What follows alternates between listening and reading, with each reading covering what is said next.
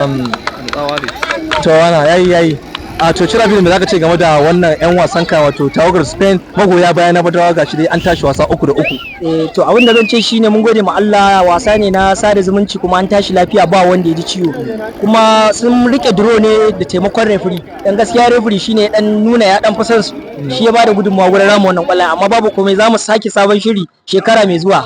To abin ya ba wa mutane mamaki yau ga ka ga Bello Gucho kun haɗe waje ɗaya kun yi maja. Yau an yi haɗaka ce ta Spain, dan haka yau ba bambanci. Yau one house ne yau gaba daya. Jeje me zaka ce game da wannan wasa da aka buga na sada zumunci tsakanin magoya bayan Spain da kuma magoya bayan Ingila? An san kai magoyi bayan Arsenal, yau gashi ka haɗa kai da su Baballa CY su Habu yan Manchester yan Chelsea kuma waje ɗaya. Wasa ne na zumunci, wasa ne na sallah, dan ma dai ni kai da masu fitowa ba saboda uzuri dan da wasan da Madrid zai ba da gaskiya cin salami. Wasa ne kuna club amma ya kasance yayi wannan kalan hada kaman ya zama country da country, dole hada kai a buga kuma an buga lafiya an tashi lafiya, mu shine dama addu'ar mu.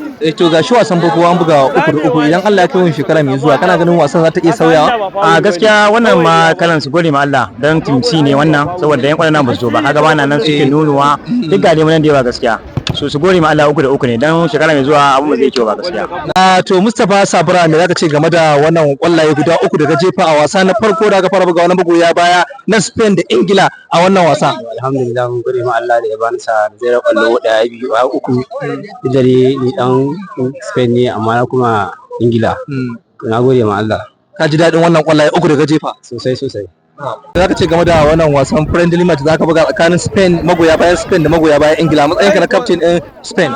A matsayina na captain din Spain ina wa Allah godiya da wannan wasa da aka buga aka tashi lafiya ba ciwo.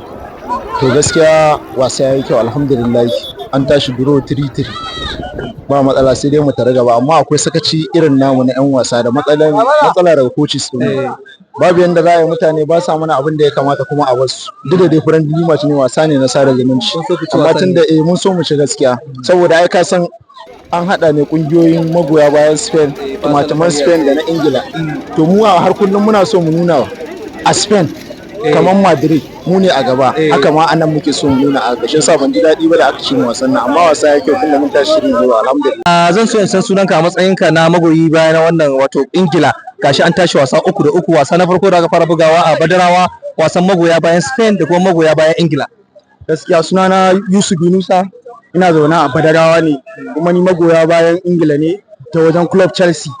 Gaskiya na ji daɗin wannan wasa, da farko da suka fara cin biyu gaskiya jikina ga baki daya ya sanyi.